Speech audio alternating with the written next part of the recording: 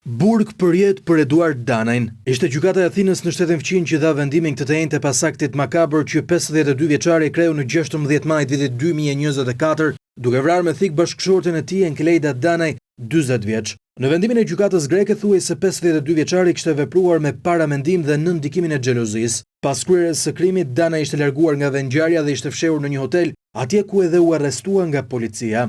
Gjyqtari i çështjes tha se Eduard Danaj kishte kryer një akt mizor për cilin nuk ishte penduar. Trupa gjykuese në vendimin e tyre theksuan një sër detajesh duke nisur nga fakti se autori nuk mbante mend ditëlindjet e fëmijëve të tij e deri tek fakti se pasi kishte vrarë bashkëshorten, ai ishte larguar i pashqetësuar drejt një hoteli për të konsumuar alkool. Përveç dënimit me burg të përjetshëm, gjykata e Gjobitit Danajin edhe me 5.000 euro për armbajtje pa leje.